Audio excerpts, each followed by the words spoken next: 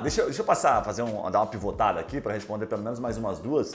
E aí queria guardar para o final essa questão que você trouxe dos processos que antigamente, né, traziam um bom retorno financeiro, para a gente tentar destrinchar um pouquinho das áreas mais lucrativas pensando em 2021, tá? Que era um pouquinho do que está se buscando, assim, áreas mais lucrativas do direito, certo? Bom, o que acontece? A pesquisa tá voltada assim, quanto ganha um advogado nos Estados Unidos? E quanto ganha um advogado? Eu queria já puxar essas duas para a gente responder de maneira um pouco mais objetiva. Quanto ganha um advogado público? Você conhece essa questão, advogado, Estados Unidos? Sim. Olha, dos Estados Unidos eu vou falar de uma realidade de 10 anos atrás, 8 anos atrás, que eu tive uma oportunidade de ir para os Estados Unidos, fiquei lá 15 dias e eu conversei com algumas pessoas, com imigrantes, com americanos, tive a oportunidade de visitar alguns advogados. Então, assim, existe um abismo gigantesco entre a facilidade, entre aspas, de virar advogado no Brasil e a facilidade, entre aspas, de virar advogado nos Estados Unidos. Então, assim, a percepção que eu tive... Exatamente. Quando eu falava que eu era advogado lá, todo mundo, nossa, meu Deus. E eu tava iniciando a minha carreira de advocacia na época, né? Mas por quê? Porque lá é tão difícil se tornar um advogado que os advogados efetivamente são muito bem remunerados, efetivamente moram em casas gigantes, eu acho que tem, efetivamente ganham dinheiro. A mesma visão que ainda tem um médico no Brasil, talvez. Exatamente. Né? Que é o cara que galgou muito tempo e é muito Exatamente. É basicamente isso. Então, assim, não desmerecendo o nosso esforço, mas no Brasil não é tão difícil se tornar um advogado, tanto que a gente já superou a marca de 1 milhão de advogados. Então, efetivamente, nós temos um pouco mais de facilidade, e eu acredito que o retorno em termos de remuneração, ele está diretamente ligado a isso. Exatamente. Mas você trabalha em valores, assim? Eu sei que depende. Nos Estados Unidos, você diz? Então, na época que eu conversei com algumas pessoas, eles me diziam que advogados lá, para trabalhar em corporações e tal, eles falavam em salário anual, né? Então, eles trabalhavam aí com 80 a 100 mil dólares na época, anual. 5, 6 mil dólares mês. Exatamente. Então, era essa a realidade lá. Olha só que interessante. Se botar no Google, que aparece assim, 2018, 2017, tempo de serviço, eles pulam por tempo de serviço. Primeiro ano, 15 mil dólares salário mensal. Uhum. No Google, né? Como eu tô falando 2012, era... Tá falando assim de um conteúdo de 2018, ele tá batendo 2018, 2017, primeiro ano de serviço. Aí quando chega no quarto ano de serviço, 20 mil dólares mensal. Sim. Eu acho que guardadas as proporções, né? Isso pode até se aproximar de um advogado que consegue ser bem sucedido financeiramente no Brasil. Sem dúvida. Ele tá falando em dólar, mas o cara não pode multiplicar. Mas e lá... quanto que um médico que sai ganhando no Brasil? Aproximadamente 15 a 20 mil reais se o cara fizer uma porrada de plantão e trabalhar para Sim, e tem um pouco também dessa ligação com a remuneração do... Porque é óbvio que isso é um traço cultural, o Brasil tem melhorado muito, mas lá tudo é business. Então, assim, o advogado lá, ele tem que ser um gerador de negócio, ele tem que ser um cara que gera resultado. E os resultados lá, eles são muito mensuráveis, né? Então, assim, cara, alguns advogados que eu conversei, cara, os caras viajavam muito. Então, assim, o cara ganha dinheiro, mas ele viaja muito. E viaja para participar de reunião, viaja para atender cliente. Então, assim, você vê que a rotina do advogado lá, ela se assemelha muito mais com a rotina de um executivo comercial no Brasil, enfim, do que propriamente um advogado que senta no escritório e fica peticionando, né? Então, acho que tem um pouco dessa eu acho que também tem, por né? causa da questão de tempo, de você demorar mais para se formar lá, como advogado, você também já tem pessoas um pouquinho mais experientes, maduras, né? Com certeza. O cara que se forma com 30 anos é diferente do cara que se forma, no meu caso, me formei com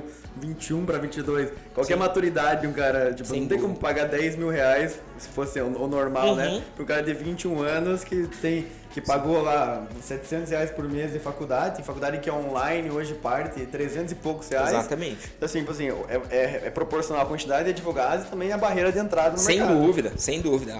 Lá é muito mais difícil, por isso que eu acho que também é um pouco mais... E o advogado público? Então, advogado público eu tenho, no Brasil você diz, né? Carreira pública no Brasil. Eu tenho alguns advogados que inicialmente trabalhavam como advogados associados em alguns escritórios na Araucária, onde a gente tem a sede do escritório, e eles migraram para essa carreira. Eles, enquanto advogavam, tinham um pouco desse idealismo e também buscando um pouco dessa segurança, dessa estabilidade, porque é uma carreira pública, né? Eu já tive acessos a editais, Guilherme, de defensor público federal, por exemplo, com salários que se aproximam de 10 a 15 mil reais. Então, óbvio que depende muito do edital. aí óbvio, é um outro perfil de hard skills que estão sendo buscados. Eu sempre falo isso, o advogado que estuda para concurso é diferente do advogado que estuda para resolver problema de cliente. Então lá a exigência para eventualmente você conseguir ser aprovado num processo desse, ela tá muito mais preocupada com efetivamente o teu conhecimento técnico, teu conhecimento legal, do que com, obviamente, com o teu resultado efetivo, né? Então, são boas carreiras, mas o que acontece normalmente, Guilherme? E eu não estou generalizando, mas estou dizendo com as pessoas que eu converso. Normalmente o advogado que ele está procurando esse perfil de defensoria ou de advogado público, ele está procurando a carreira pública. Então, assim, ele é o mesmo perfil, e os concorrentes dele também o são, do delegado federal, do escrivão da polícia, do magistrado de primeiro grau, né? Enfim, então assim, você coloca meio que numa exatamente, né? O concurseiro. E aí, como estamos falando de valores muito bons, né, para a realidade brasileira, por óbvio que a sua dedicação e a sua linha, você vai chegar na encruzilhada, você vai ter que decidir, é carreira pública ou é advocacia particular? Porque ali ela vai se abrir e cada uma você vai ter que ter um foco diverso. Então, eu conheço alguns advogados que inclusive, na época que eu estagiava no escritório, que a filha dele era advogada concurseira e hoje ela é advogada da Copel.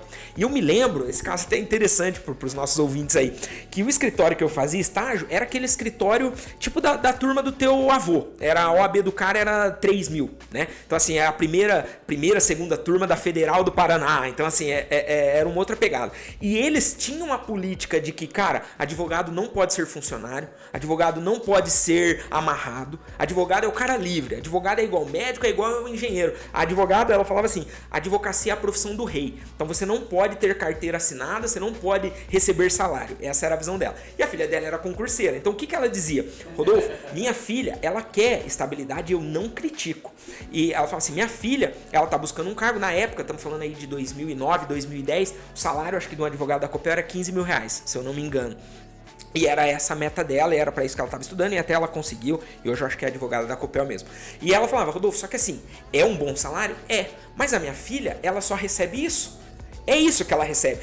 Eu, por outro lado, Rodolfo, tem meses que realmente eu ganho nada. Só que aquelas causas que você trabalha como estagiário aqui, eles tinham uns processos velhos pra caramba, processo de 90, processo de 87, isso em 2009, então assim, processo de 10, 15, 20 anos. Quando sai o alvará, Rodolfo, vai ser de $500 mil. Então assim, quando eu pegar esse alvará, eu efetivamente consigo comprar 2 imóveis, consigo investir em outra coisa. Então assim, eu tenho um variável que me permite dar escaladas maiores. Minha filha, ela tem um constante, então ela consegue uma programação, mas na visão desses advogados que eu fazia estágio, eles falam, é uma vida módica. Então também tem essa diferença.